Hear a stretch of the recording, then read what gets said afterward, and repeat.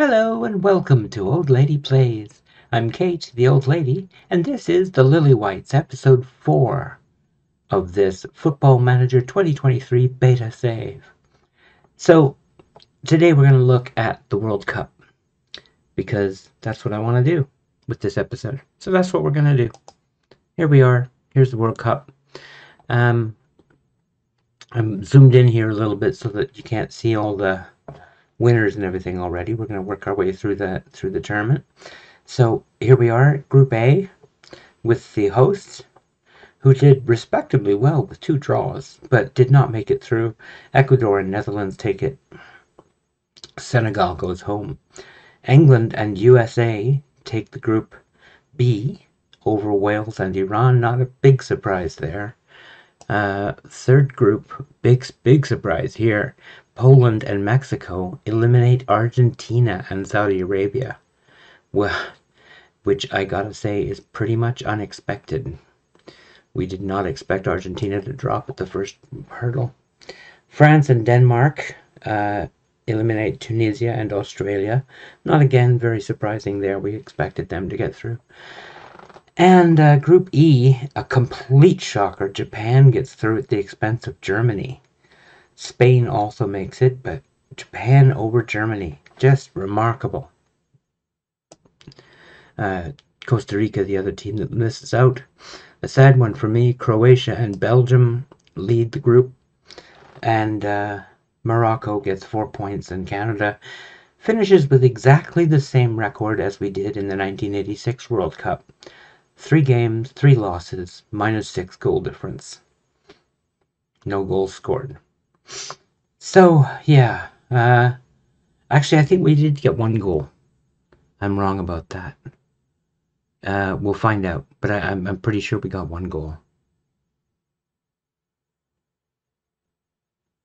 Yes, we did get 1 goal against Croatia. So there's a slight difference in our score. We got 1 goal 4 and 7 against instead of 0 goals 4 and 6 against. If we continue on this path, by the time we get to 2060 or so, we should have scored 3 or 4 goals in the first round. Promising. Anyway, Brazil and Switzerland get through ahead of Serbia and Cameroon. That's a pretty tough group. I'm kind of surprised how that worked out. Switzerland's surprised there a bit. And the final surprise, Group H, Portugal doesn't make it. Ghana completes the sweep of African teams losing in the first round. All 5 African teams gone in the first round. Staggering. Uruguay and South Korea getting through just barely ahead of Portugal. I think on head-to-head. No, they drew head-to-head, 1-1. Wow, how did they decide this group? Oh, how did they decide this group? They don't show the games. That's annoying. Next, let's have a look at the second round. Okay, so Ecuador comes through with the USA and loses on penalties after a 2-2 draw. Poland beats Denmark 1-1 on penalties. England beats the Netherlands 1-1 on penalties. France takes extra time to beat Mexico 2-0. Belgium 1-1 over Japan with penalties. South Korea eliminates Brazil 2-1. That's amazing. Croatia extra time needed to beat Spain 4-3. And Uruguay beats Switzerland 0-0, but with penalties they get through. That's 5 penalty games, 2 extra time, and 1 finished in regulation time. That's the elimination of Brazil. And I think that's it for South American teams except for Uruguay. And 1 North American team, USA, 1 Asian team, South Korea, and 5 European teams. So still pretty good for Europe. Quarterfinal. The USA slips through again. An extra time 1-0 win over Poland. Belgium destroys South Korea 4-1. completely destruction. There, England slips through on penalties again, 0-0 over France, and Croatia beats Uruguay 1-0. So they're slipping through as well. Not bad. So USA, Belgium, England, and Croatia on to the semifinals, where Belgium beats the USA 3-1, and England take Croatia in 1-0 in regulation time, which means the third place playoff is the USA, who win it over Croatia 2-1 in extra time. A lot of extra time in this year's World Cup and penalties. And finally, England 4-0 after extra time over Belgium. And we got to look at this game. I actually went to this game. I attended the games because I wanted to watch the game. So if you check this out, you'll notice that a little odd thing happened. Only one event happened in regulation time. Castine got a yellow card. That's it. Rashford scored just before the end of the first period of extra time to make it 1-0. After half-time, they came back out. Foden grabbed another 107 minutes. Vertonghen got himself booked. Ward-Prowse with a beautiful free kick on 113, and Rashford finishes it off with a breakaway goal on 121 minutes. So England wins the World Cup 56 years after the last time. I know this because I was born in 1966, about a month after the World Cup. And, yeah, and I'm 56. So, as you might expect, I could tell how long it's been since England won the World Cup. It's my whole life.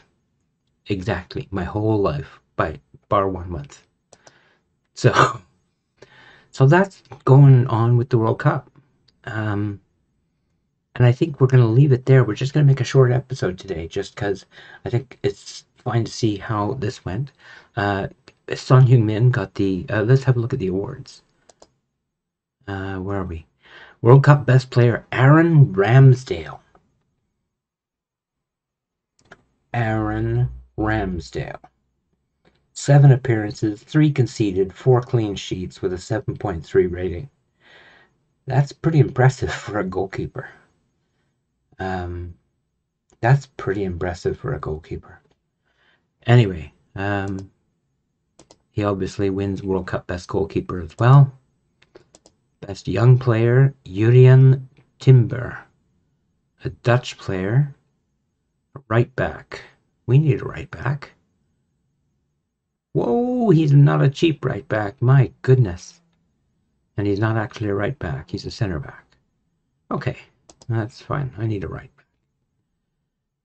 back. Dream team.